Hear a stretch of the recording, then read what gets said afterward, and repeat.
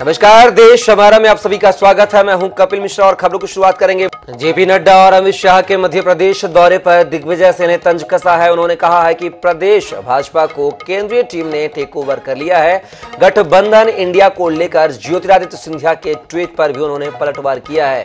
दिग्विजय सिंह ने कहा है कि सिंधिया उस पार्टी को कोस रहे हैं जिसने उन्हें सब कुछ दिया। ये सब उनसे कहलवाया जा रहा है और इससे उनकी विश्वसनीयता कम हो रही है।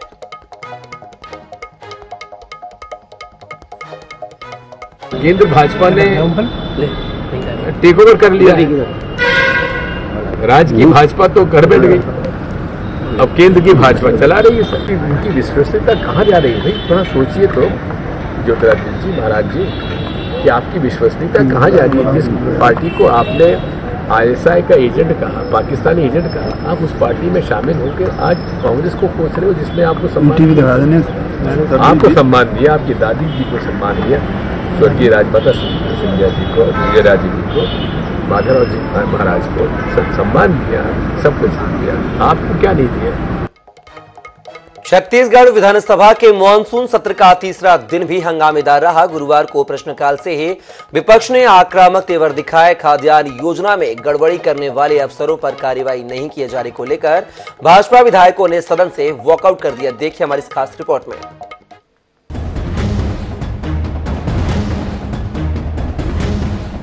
विधानसभा में प्रश्नकाल में खाद्यान्न योजना में हुई अनियमितता का मामला उठाते हुए बीजेपी विधायक सौरभ सिंह ने पूछा कि खाद्यान्न में अनियमितता के संबंध में 24 मार्च 2023 तक की रिपोर्ट आने के बाद किन किन अधिकारियों के खिलाफ कार्रवाई की गई।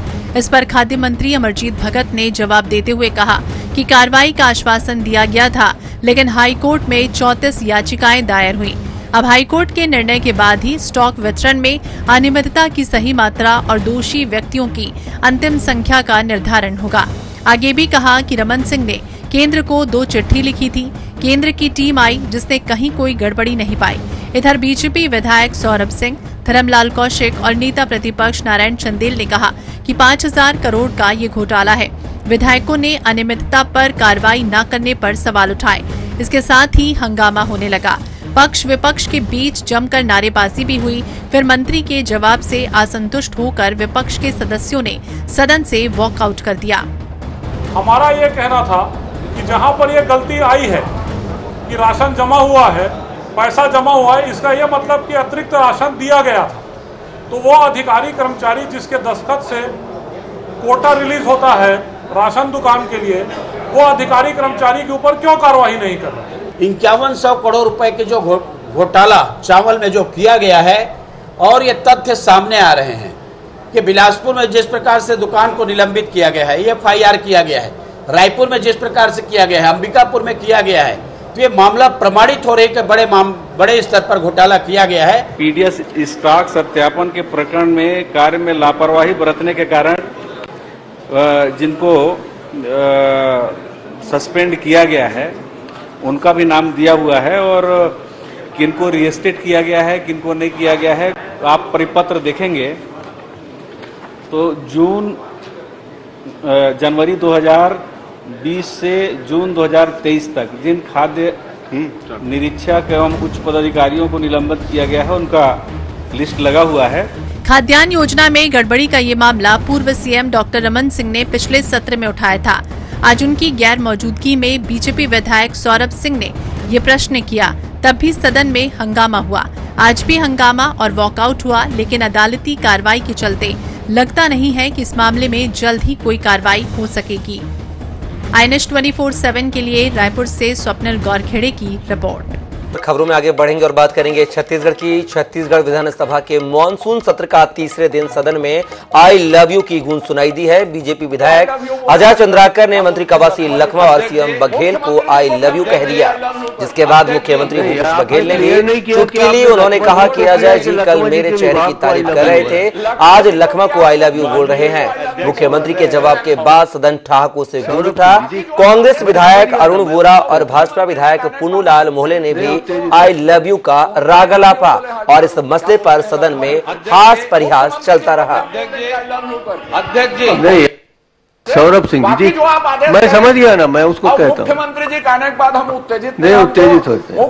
उनको आई लव यू बोले, क्या बोलते हैं लक्ष्मण जी, अध्यक्ष जी, मुख्यमंत्री जी को भी अध्यक्ष जी, आई लव यू कर। अध्यक्ष जी नहीं, आपने क्लियर नहीं किया कि आपने लक्ष्मण जी को किया कि लक्ष्मण जी के विभाग को आई लव यू बोला। लक्ष्मण जी को क्या, मुख्यमंत्री जी को आई लव यू। अध्यक्ष महोदय सौरभ सिंह जी, मैं समझ गया ना, मैं उसको कहता हूँ।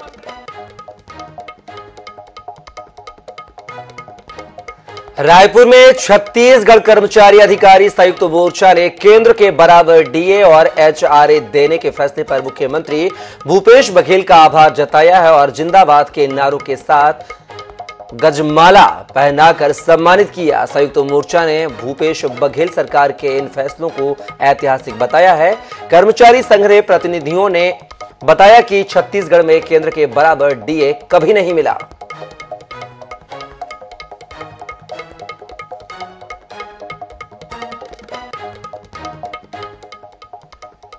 भाजपा के पूर्व और वर्तमान में कांग्रेस के नेता नंद कुमार साय ने बड़ा बयान दिया है। बिलासपुर में पत्रकारों से चर्चा करते हुए उन्होंने कहा है कि भाजपा में उनकी बातों को कभी गंभीरता से नहीं लिया गया, ये जानते हुए कि छत्तीसगढ़ में पार्टी कमजोर हो रही है। मामले में विचार मंथन को लेकर कई बार कहा, लेकिन किसी ने भी उनकी बातों को तवज्जो नहीं दिया।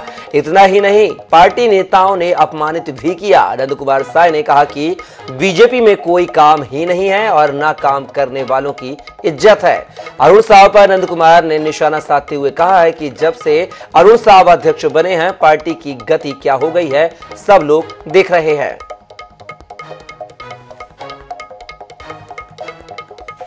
तो कहें या क्या कहें कि वहाँ काम ही नहीं था, वो कोई पूछने वाला नहीं, पार्टी के लिए चिंतित कोई नहीं है, आज भी कोई कहाँ दिख रहा। तो इसलिए मैं बहुत परेशान हो गया और अंत में मुझे लगा कि यहाँ रहना, वो ये कह दिया गया 70+ वालों को अब कोई अवसर नहीं है, कोई काम का अवसर नहीं, कोई मत बनाओ। तो मैं कहा भाई काम के लिए तो समय देना चाहिए, लेकिन बोले 70-75+ वाले जो हैं उनके लिए अब समय नहीं है, ऐसा कोई नीति उति बनाए हैं, ऐसा कहते हैं जी। उसके बाद मैं कहा कि यहाँ जो जगह नहीं है। छत्तीसगढ़ विधानसभा के मॉनसून सत्र के तीसरे दिन भाजपा विधायक ब्रजमोहन अग्रवाल ने रायपुर में विकास कार्य के मुद्दे पर सवाल पूछे। भाजपा विधायक ब्रजमोहन अग्रवाल ने पूछा कि रायपुर में केंद्र सरकार ने कितना पैसा दिया और कितना शहर के विकास में खर्च हुआ है। नगरीय प्रशासन मंत्री शिव डहरिया ने ब्रजमोहन अग्रवाल के सवाल का जवाब तो दिया, लेकिन इसके बाद सदन में तीखी बहस हुई। देखिए हमारी इस खास रिपोर्ट में। भाजपा विधायक ब्रजमोहन अग्रवाल के सवाल पर मंत्री डहरिया ने जवाब दिया कि रायपुर शहर के विकास के लिए नगर निगम को 1327 करोड़ 49,32,000 रुपए मिले हैं। कुल 9,615 कार्य स्वीकृत हुए, ज्यादातर काम पूरे हो गए हैं। प्रधानमंत्री आवास का काम बाकी है, इसका सर्वे बीजेपी शासनकाल में हुआ, सर्वे में गलती थी और इसीलिए प्रधानमंत्री आवास का काम बाकी है। ब्रजमोहन अग्रवाल ने कहा कि राजधानी रायपुर की पिछले 4.5 साल में बुरी हालत हो गई है, यहाँ मुगलिया शासन चल रहा है और सिर्फ भ्रष्टाचार ही हो रहा है। हमारे भाई ब्रजमोहन अग्रवाल जी ने प्रश्न उठाया था कि शहर की स्थिति ठीक नहीं है। भारतीय जनता पार्टी के राज में शहरों की स्थिति सबसे ज्यादा खराब स्थिति में थी। हमारी सरकार आने के बाद उन स्थितियों को हमने सुधारा है।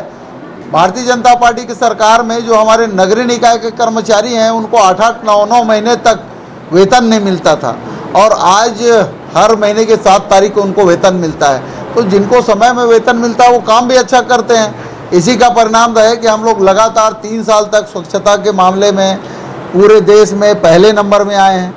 छत्तीसगढ़ की राजधानी रायपुर के साथ में भूपेश बघेल जी और उनकी सरकार सौतेला व्यवहार कर रही है और जिनको पैसा दे रही है वो खाली कमीशन खाने का काम कर रहे हैं, भ्रष्टाचार करने का काम कर रहे हैं, गुणवत्ता विहीन काम कर रहे हैं और उसके कारण पूरा रायपुर शहर, हमारी छत्तीसगढ़ की राजधानी बर्बाद हो रही है। रायपुर शहर को लेकर सदन में तीखी नोकझोंक के साथ हंसी ठिठोली भी हुई। ब्रजमोहन अग्रवाल ने कहा कि मंत्री जी की रायपुर में कुछ नहीं चलती, तो वही मंत्री डहरिया ने कहा कि हमने रायपुर ही नहीं पूरे प्रदेश के शहरों को संवारा है। पीएम आवास में सबसे बड़ा पुरस्कार हमें मिला है, हम काम अच्छा कर रहे हैं। बहरहाल सदन में हुई बातें तो अपनी जगह है, लेकिन वाकई लोगों को कब राहत मिलेगी ये देखने की बात होगी। रायपुर से INS 24/7 के लिए स्वप्निल गोरखेड़े की रिपोर्ट।